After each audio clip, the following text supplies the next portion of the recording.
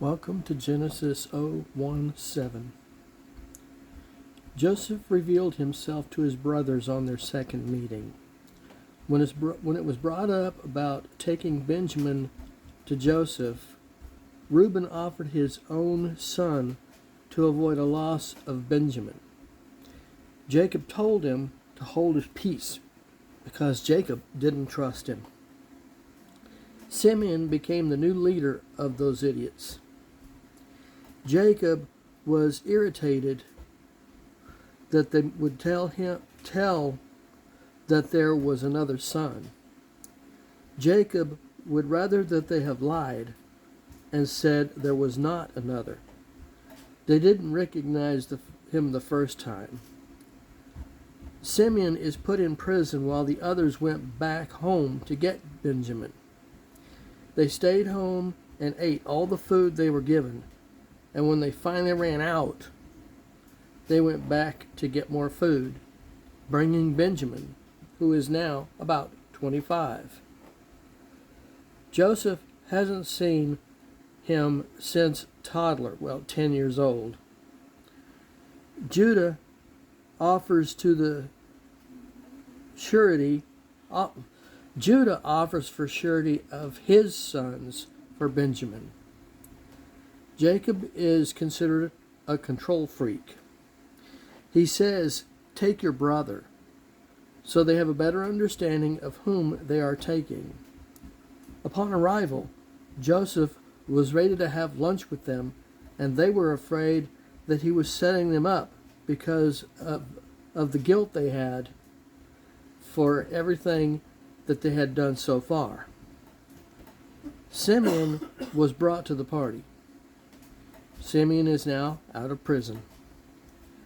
Jacob said Simeon and Levi were brothers of evil, of the mass murder they had previously committed.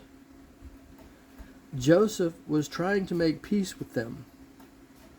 Then he saw Benjamin, who was now 23 years old. Benjamin was Joseph's only full brother.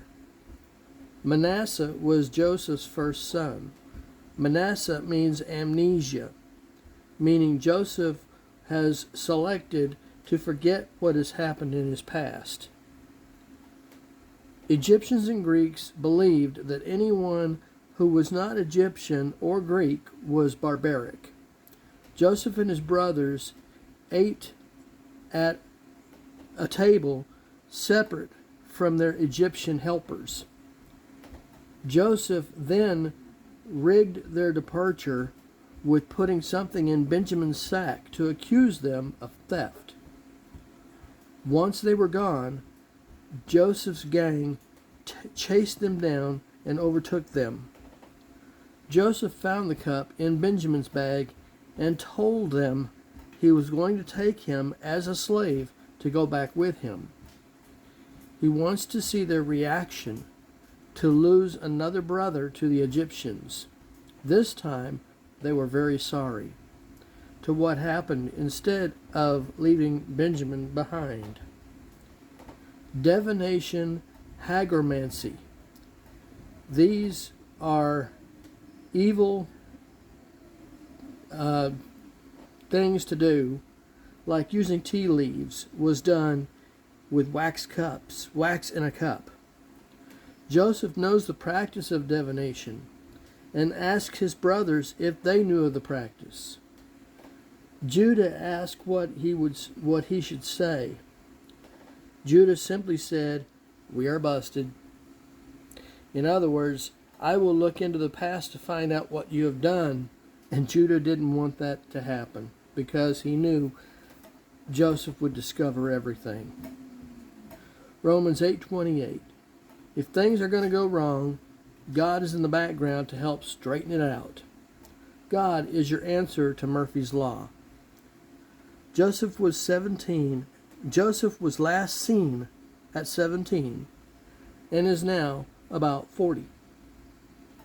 Judah speaks for the group as Joseph declares Benjamin is to be enslaved in Egypt for stealing the cup.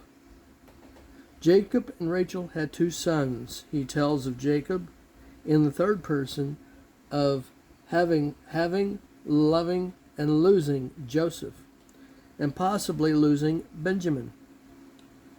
Judah told him of his offering as surety to guarantee that Benjamin would be coming home to Jacob. Take Judah instead of Benjamin. Judah is a lion's whelp, or a cub of a lion, per Jacob, which is why Jesus is described as coming from the lion of Judah. Such a can of worms in your life.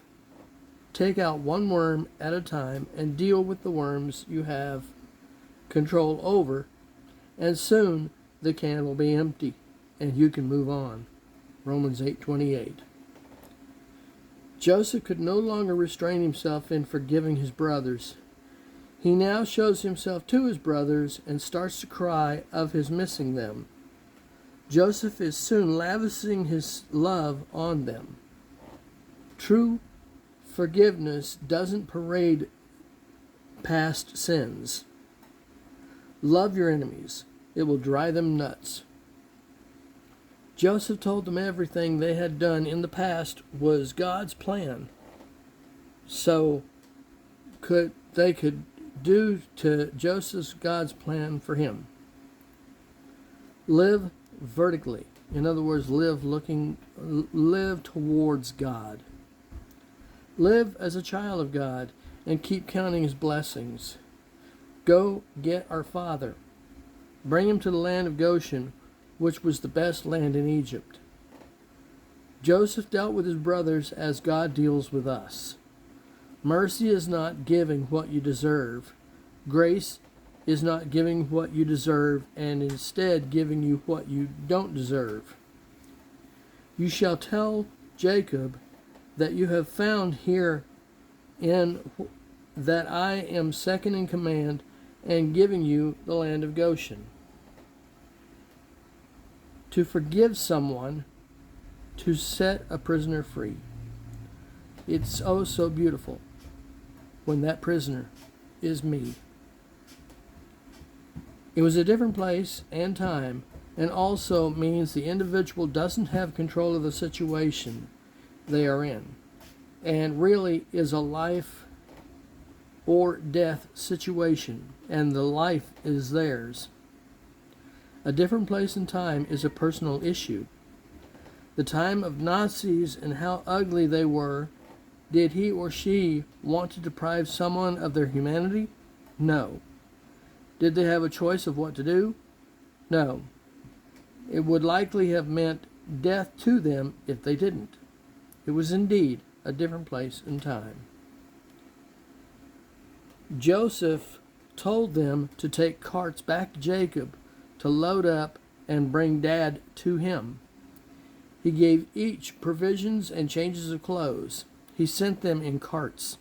Carts were the Cadillac of the time. They told Jacob that Joseph was not really only still alive, but he was prime minister of Egypt. Their evil was God's plan. Life becomes an adventure when God takes control. The land of Goshen is where the Nile splits off into 4 rivers and is the best grazing land. Joseph sent his brothers to go and live there. In Beersheba, Jacob arose, and Joseph puts Jacob on a cart and takes him back to Egypt, where Joseph lives as prime minister. Joseph presented his family to Pharaoh and explained who they are. The Pharaoh told them to go to Goshen, which is the best of the land. Joseph then brought in his father Jacob, a shepherd, who in turn blessed Pharaoh. Remember, Egyptians hated shepherds. They were located in the land of Ramses, the Pharaoh, because the book of Genesis was written by Moses, and that's what Goshen was called at that time. Side note, Joseph was sold to the Egyptians as slave at 17, whereas Jacob lives 17 more years and passed away in Egypt. Israel grows and multiplies, and through several pharaohs, the life and times of Joseph are soon forgotten, and the Egyptians soon realized that Israelites will take over Egypt if they aren't controlled. Telomeres help the cells live longer, and they were affected by environment of the times, shortening of the telomeres. Jacob was on his deathbed and was told Joseph was visiting, so he lifted himself up in bed. He told Joseph of his family's promise. Jacob adopts Manasseh and Ephraim as his own sons, making 13 tribes of Israel. Levi, being the priestly tribe, is not counted of the 13 tribes. Revelation 7 mentioned the tribes of Joseph. This is why. Law of primogeniture, the firstborn, double portion of the inheritance. Jacob purposefully crosses his arms to touch their heads for blessings. This has happened several times in the Bible. Progeniture takes over, or preeminence takes over progeniture. Colossians 1, Jehovah's Witness, Jeremiah 31:8. The angel of the Lord blessed them. Joseph tried to change the hands on the heads because he thought they were backwards, and Jacob said to leave them alone. Preeminence takes over. Ephraim became more dominant in life. On Jacob's deathbed, he calls Reuben completely untrustworthy. Upon Rachel's death, Reuben took Bilhah to bed. Simeon and Levi are brothers and are cursed. They had bad tempers. They killed all the men in town because of what they had done to Dinah. At the golden calf incident, Moses told the crowd that whoever is really with God, join me. Levi was the first to move toward him. The tribe of Levi became caretakers of the holy house. Judah is a lion's cub. The lion will be their banner and scepter. Jesus will come from this tribe. Tribal identity, or the staff, will belong to Judah and had sovereignty over themselves. Find out more about the brothers in the next series.